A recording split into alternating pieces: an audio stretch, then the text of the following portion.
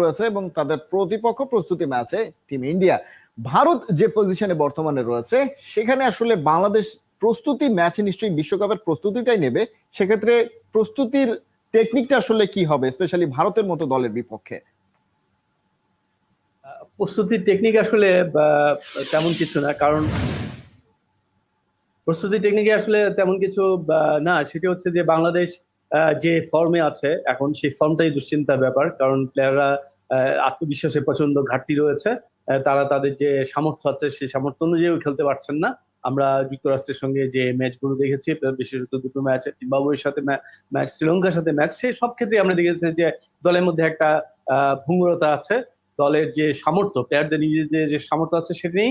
তারা ফর্মে, দলের মূল প্লেয়াররা তারা অন্যর সঙ্গে, প্রতিপক্ষের সঙ্গে লড়াই আগে তারা নিজেদের সঙ্গে লড়াই করছেন, নিজেরা আত্মবিশ্বাস ফিরে পাওয়ার লড়াই করছেন, তারা নিজেদের ফর্মে আসার লড়াই করছেন।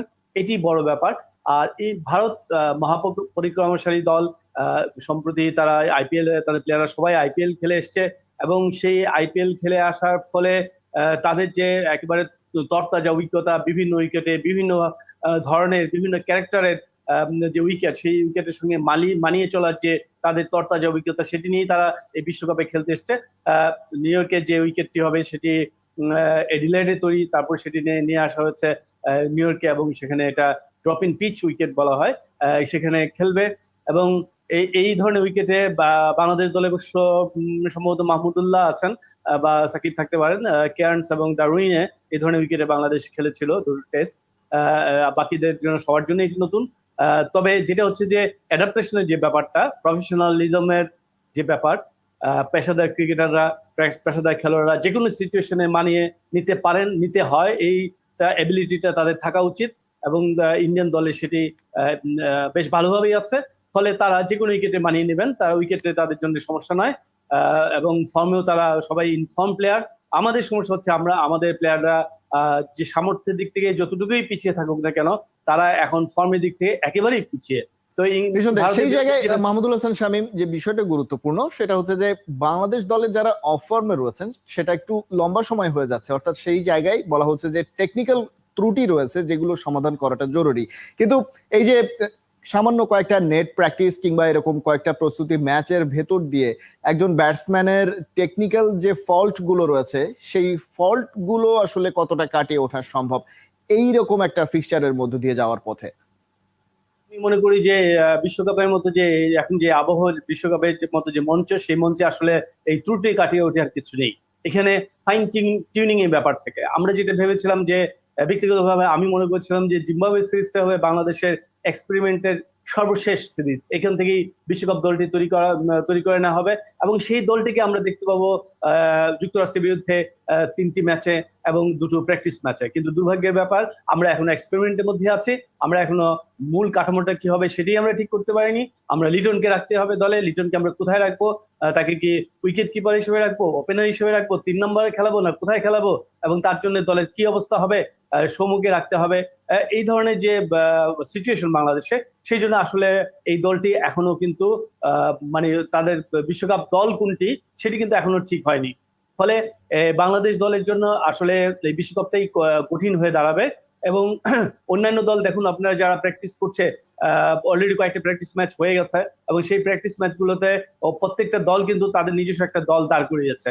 কানাডা বলুন, যুক্তরাষ্ট্র বলুন, এবং কি পাপুয়া নিউ গিনি, তারা যে ম্যাচগুলো খেলছে, ইভেন ওমান 2টো ম্যাচ খেলেছে, তারা কিন্তু তাদের একটা স্ট্রাকচার দাঁড় করে ফেলেছে যে এই দলটাই আমাদের বিশ্বকাপে খেলবে। কিন্তু দুর্ভাগ্যের ব্যাপার যে আমরা সেটি করতে পারিনি। এবং এই বিশ্বকাপে কিন্তু আসলে ছোট বড় দলের যে লড়াই হবে, অনেক আগে থেকেই মনে হচ্ছিল যে আগামীতেও আমরা দেখবো, আগামী যে বিশ্বকাপ, সেই বিশ্বকাপ আমরা টি-20 ক্ষেত্রে বিশেষ করে আমরা দেখবো যে বড় ছোটি দল, Bharat, Pakistan, Australia, New Zealand, south Africa এবং ইংল্যান্ড, এই সুপার 6 ছাড়া বাকি দলগুলোর মধ্যে আসলে পার্থক্য থাকবে না।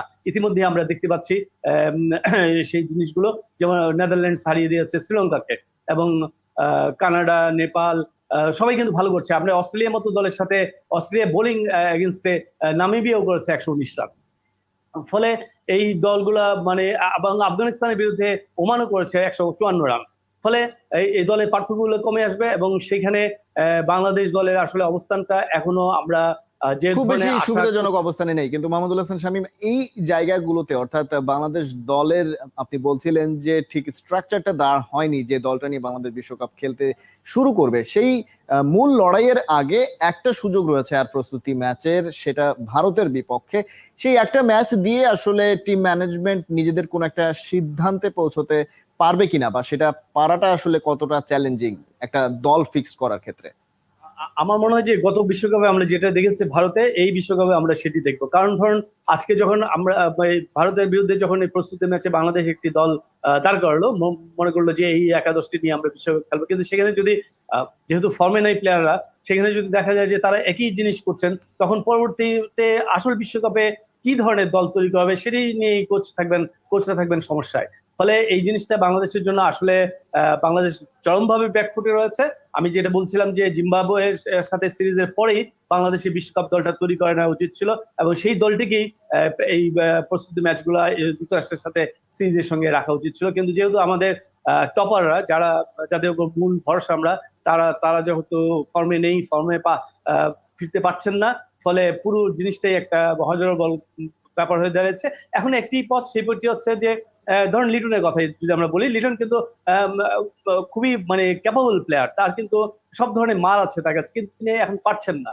ফলে এই যে আমাদের সিনিয়ররা যারা আছেন, তারা যদি এখন গ্রামার অনুযায়ী ক্রিকেটটা খেলেন, যেভাবে ক্রিকেটটা খেলতে হয় সেভাবেও যদি খেলেন, তাহলে হয়তো আমরা ডিজাস্টার থেকে বাঁচতে পারবো। আর কিন্তু তারা মাহমুদুল হাসান শামীম, যেটা আপনি শুরুর দিকে বলছিলেন যে টি-20তে আসলে বড় দল এবং ছোট দলের ভেতরে পার্থক্যটা দিনকে দিন কমে আসছে। আমরা নেদারল্যান্ডসের পারফরমেন্স দেখেছি, আমরা দেখেছি ওয়েস্ট ইন্ডিজ কিভাবে সাউথ আফ্রিকাকে হোয়াইট ওয়াশ করেছে। সেই জায়গা থেকে বাংলাদেশ যে বিশ্বকাপে পরের রাউন্ডে যাওয়ার স্বপ্নটা দেখছে, সেটা আসলে কি দিনকে দিন চ্যালেঞ্জিং হয়ে উঠছে কিনা? কারণ ছোট দল বলে তো আসলে বিশ্বকাপে কিছু থাকছে না। না, সেটা অবশ্যই নয়। আপনি দেখুন নেদারল্যান্ডস যেভাবে শ্রীলঙ্কাকে হারিয়েছে, তা এটা থেকে একটা বার্তা পাওয়া যাচ্ছে যে আসলে সহজ হবে না। আমরা মনে করছি যে শ্রীলঙ্কা এবং সাউথ আফ্রিকার সঙ্গে একটি ম্যাচ জিতলে পরে হয়তো আমরা সেকেন্ড রাউন্ডে উঠতে পারবো, কিন্তু আসলে বোধহয় তা হবে না। আমাদেরকে 3-4টা ম্যাচের মধ্যেই লড়াই করতে হবে, 4টা ম্যাচেই লড়াই করে জিততে হবে, এবং সেই জন্য বাংলাদেশ দলকে আসলে তার অন্তত সামর্থ্য অনুযায়ী খেলতে হবে। শ্রীলঙ্কা হেরে গেছে নেদারল্যান্ডস এর কাছে, কিন্তু এর মানে হয় না যে শ্রীলঙ্কা বাংলাদেশের সঙ্গে লড়াই করবে না। শ্রীলঙ্কার সঙ্গে বাংলাদেশের লড়াই হবে, এবং সেই লড়াইটি প্রথম ম্যাচে, এবং এই লড়াইয়ের মধ্য দিয়ে কিন্তু বাংলাদেশের আসলে পথটা ঠিক হয়ে যাবে যে বাংলাদেশ আসলে এই বিশ্বকাপে সেকেন্ড রাউন্ডে যেতে পারবে কিনা।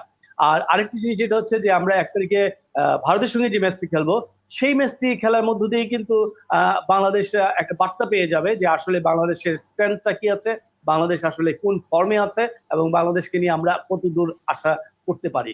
তো এই জিনিসগুলা এখন আসলে নতুন করে কিছু করার নেই। এখন যেটা হচ্ছে যে ক্রিকেটারদের উপর সবকিছু নির্ভর করছে, তারা তাদের শতভাগ দেওয়ার চেষ্টা করবেন কিনা সেটি ব্যাপার। আমরা শুনেছি যে যুক্তরাষ্ট্রের সঙ্গে যখন ফ্লোরিডাতে ম্যাচ ছিল, তখন একদিন বৃষ্টির জন্য প্র্যাকটিস হয়নি, আরেকদিন কিছু প্র্যাকটিস হয়েছে, আরেকদিন ঐচ্ছিক ছিল, সেই ঐচ্ছিক দিনেও আমাদের ক্রিকেটাররা প্র্যাকটিস করেনি, অথচ যুক্তরাষ্ট্রের প্লেয়াররা প্রতিটি দিন তারা বাধ্যতামূলক প্র্যাকটিস করেছে, এবং তারা সিরিয়াসলি মানে সিরিজটাকে নিয়েছে। আমাদের কিন্তু ওইভাবে নেওয়া হয়নি, ফলে যা রেজাল্ট আমরা তা দেখেছি। এবং আশা করি যে এই বিশ্বকাপে আমাদের খেলোয়াড়রা তাদের সামর্থ্য অনুযায়ী খেলার চেষ্টা করবেন। আমরা হার জিত পরের কথা, কিন্তু আমরা দেখতে চাই যে আমাদের খেলোয়াড়রা তাদের সামর্থ্য অনুযায়ী খেলেছেন, তারা লড়াই ম্যাচে একটা লড়াই হোক, এবং সেই জয়ের যে ক্ষুধা, সেই ক্ষুধাটা ক্রিকেটারদের ভেতরে আসুক, সেই প্রত্যাশা আসলে আমরা করতে চাই। এবং যেটা বলছিলেন যে খুব একটা সহজ হবে না, প্রতিটা ম্যাচই কঠিন হবে বাংলাদেশের জন্য, এবং বিশেষ করে ব্যাটসম্যান যারা রয়েছেন তারা আসলে সেই চ্যালেঞ্জটা কিভাবে নেন, নিজেদের অফ ফর্ম কাটিয়ে ওঠেন, সেটাই আসলে এখন দেখার অপেক্ষা। মাহমুদুল হাসান শামীম, অনেক ধন্যবাদ আমাদের সঙ্গে যুক্ত হওয়ার জন্য। দর্শক, আলোচনা করছিলাম বাংলাদেশ